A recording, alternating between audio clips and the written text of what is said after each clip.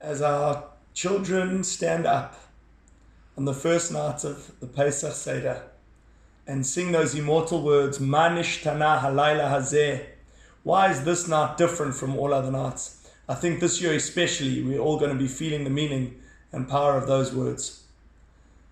Just wanted to share with everyone in the Herzog community this year a short video, instead of my traditional written article in the run-up to Pesach, to share some words and some thoughts of inspiration that we could share together and hopefully take something meaningful into this year's very different Pesach Seder.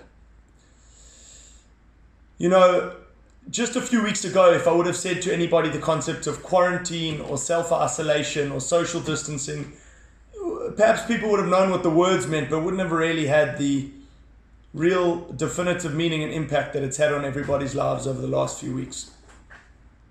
From a Jewish point of view, however, we really see this concept right from the beginning in the Torah itself. The book of Vayikra speaks about quarantine, self-isolation, social distancing, where in the parasha of Mitzorah, which is the parasha of the person who speaks Lashon Hara, and as a resulting punishment needs to isolate from the camp. And this is a tremendously painful process. And we see therefore the process of separation from the camp, of separation from others, is a tremendously painful process. And it would come as a result of that separation of people, which Lashon Hara creates, that disparity. And that's why the punishment was measure for measure. But the actual skin affliction that somebody would get, that tzara'at, was called a nega, a skin affliction. And the letters, the Hebrew letters for nega, are nun and a gimel and an ayin. And they spell the word nega. But famously, the Chidushei Harim, the first Gera Hasidic Rebbe of blessed memory, the Hasidic Rebbe of Ger, says that these letters can also spell a different word. If you take the ayin and you take it away from being the last letter, nun gimel ayin, and make it the first letter, and that would spell ayin nun gimel, which would be oneg. And oneg means something very pleasurable, something you want to experience, something which you've gained from when you have an experience which we would describe as oneg. And says the Chidush Harim, the only difference is the placement of the ayin. And we know an ayin is also an eye. It's the placement of perspective, the placement of where do you put yourself in such a situation that you're in, how do you see it? And that is the very powerful letter ayin. How do we perceive the situation that we're in? And I think that that's so apropos for now, as it was for them, for the Mitzorah, for him to see that situation of isolation. And did he see it purely as a terrible nega? Or did he use that opportunity actually to create oneg, to come back to the camp, to re-engage with everybody again, and to say, how much more can I now repair those relationships? Instead of creating disparity, I can create coming together. I can create unity. And therefore, it was that very experience of separation that would have been the catalyst for that experience, which would then create much fixing and much pleasure in time to come. And I think so too for us, being in quarantine for a Pesach Seder is not where we would have wanted to have been. Pesach is all about that coming together. It's about that intergenerational conversation, b'chol dor v'dor, in every generation, and we have grandparents and grandchildren together at the Pesach Seder. And that's really what it's all about. And none of us would have chosen to be where we are now for this year's Pesach. But now that we are in it, where are we going to place our eye in? Where are we going to place our eye towards the Pesach Seder?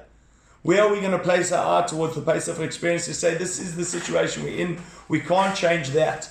But what we can change is, how do we see it? Do we use it as an opportunity to form those relationships with our inner circle within our family, the people we can share a Pesach Seder with?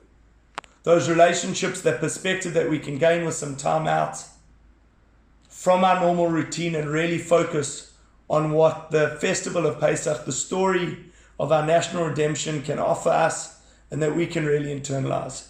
Just picking one idea out from the Pesach Seder, Rabbi Gamliel famously teaches us that if you don't mention three things, you haven't fulfilled your obligation of the night of telling over the story of Pesach.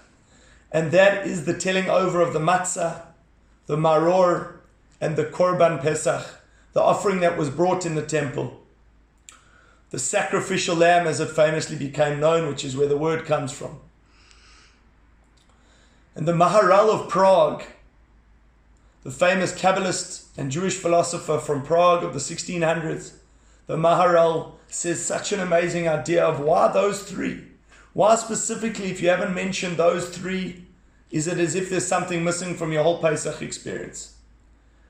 Says the Maharal, those three represent three important elements. The matzah being the symbolism of freedom, that we came out in a rush and we came out in a hurry because Pharaoh let us go and we came out. And that is the bread that will always remind us of that freedom. And the maror is the bitterness, the slavery that we experienced inside the constrictions and the confinements of slavery in Egypt.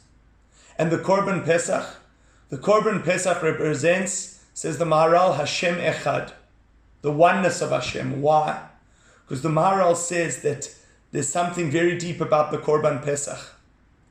The Korban Pesach was given as a sacrifice in the temple, as a throwback to what happened in Mitzrayim itself, when the Jews would take the blood of the lamb and they would put it on their doorposts, so that the angel of death would pass over the Jewish homes and that the firstborns of the Jewish homes would not be killed in the plague of the firstborn.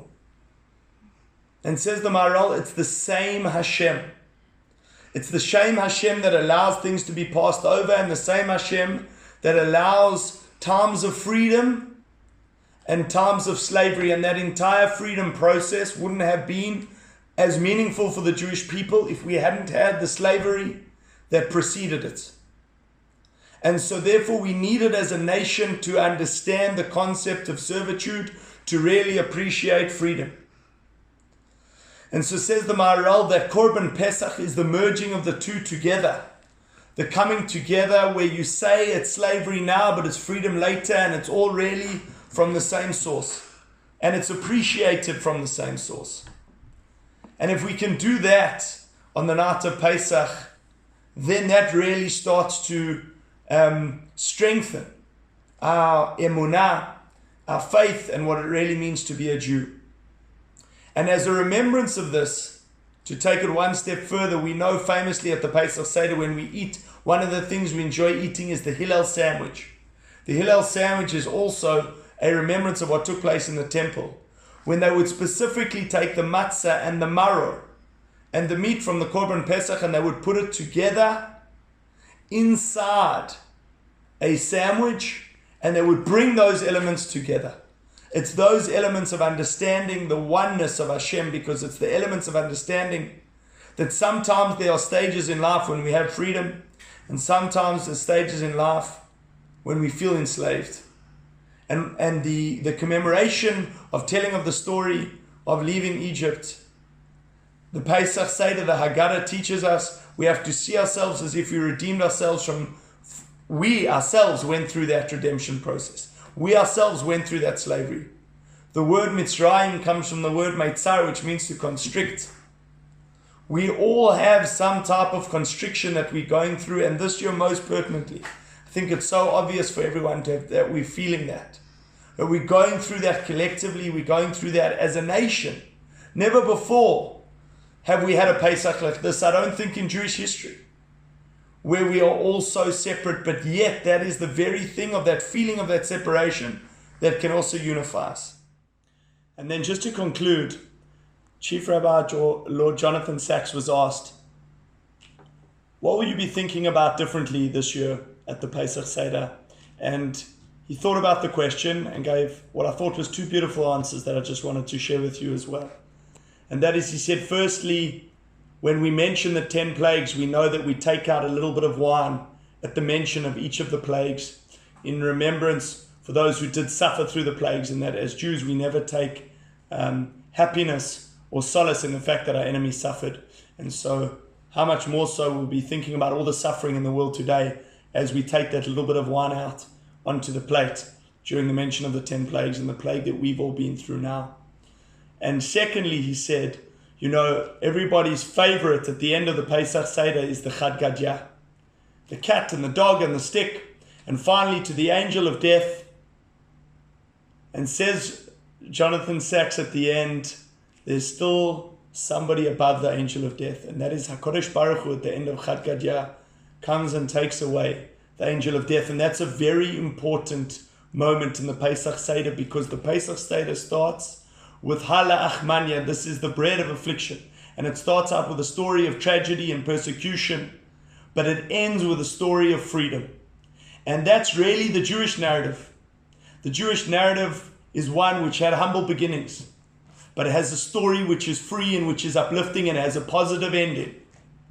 And so please God, as we have gone through this tragedy, a personal tragedy for many, a national tragedy for us all, and a world tragedy, that please God, as we recount the Pesach Seder this year, we also remember that step and that stage, that as painful as it is now, please God, we will see a much brighter tomorrow. And it shouldn't be for all of us that we go back to business as usual. There should be no business as usual. The opposite. It should bring, if we place our eye in the right place, and we take from this experience, we will all be born as the nation of Israel was born after the Pesach story, that we can also be born into a much brighter tomorrow. I wish everyone in the Herzliya community a Chag Kasher V'Sameach and a very powerful Pesach experience for 5780.